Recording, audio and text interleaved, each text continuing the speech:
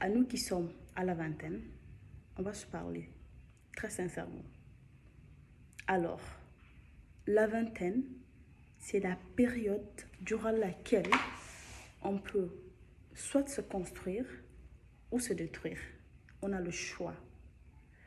On nous a longtemps fait croire que la vingtaine, elle est faite pour s'amuser, pour profiter. Donc, c'est le moment durant lequel tu dois vivre. Je ne suis pas contre. Mais dans ce profiter-là, dans amusez-vous-là, il y en a qui vont exagérer. Et donc, forger des habitudes qui ne leur sont pas forcément utiles, tisser des relations qui ne sont pas forcément bonnes ou bien saines pour leur vie après. Il y en a qui vont tomber dans des vices. Et je ne dis pas que c'est mauvais, hein. On est tous jeunes, on peut profiter. Mais ce que je veux dire par là, à 20 ans, on a le temps. Ils ont raison, on a le temps. Mais quel temps exactement? On a le temps pour apprendre. On n'a pas forcément des responsabilités familiales. On n'est pas marié, donc on n'a pas forcément des enfants. Il y en a qui sont mariés à 20 ans. Pour ceux-là qui ne sont pas mariés encore, vous avez toujours le temps. On est en famille, donc on n'a pas beaucoup de dépenses à faire, économiquement parlant. Donc c'est le moment durant lequel on peut profiter pour faire des études, pour économiser, avoir des bonnes relations et également préparer sa trentaine. Il y en a qui vont dans toujours ce profiter-là,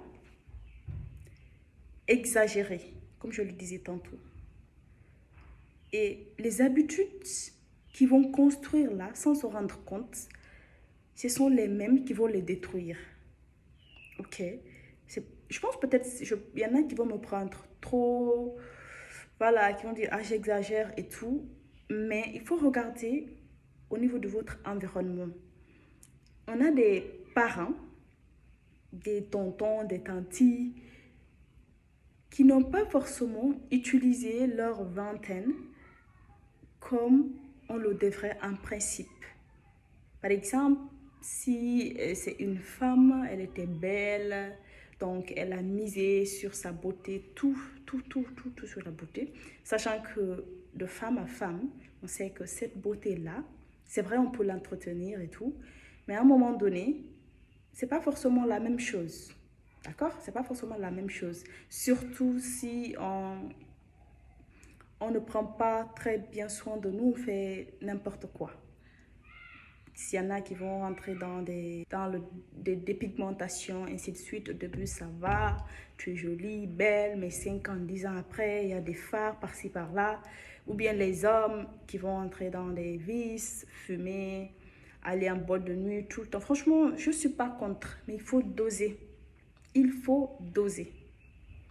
Et donc, durant cette vingtaine, si on ne l'utilise pas à bonne échéance, on risque d'arriver à la trentaine et puis on se demande toujours qui nous sommes. Qui nous sommes. Alors qu'au même moment, il y a une autre personne qui a utilisé sa vingtaine à apprendre. Ça ne veut pas dire qu'à 20 ans, c'est exactement ce qu'on veut parce que la vingtaine aussi est caractérisée par ça. C'est une phase de questionnement. On se demande qui sommes-nous? Qu'est-ce qu'on veut faire à l'avenir? Mais dans ce questionnement-là, on va explorer, se former dans différents domaines, aller suivre des conférences par-ci par-là. C'est dans ça qu'on va trouver la réponse à nos questions. D'accord?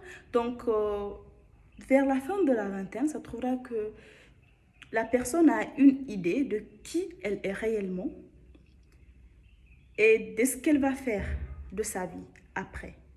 Et donc, franchement, d'une personne qui a la vingtaine à une personne qui a la vingtaine, il faut vraiment avoir ce discernement-là entre profiter de sa vingtaine et se détruire durant sa vingtaine.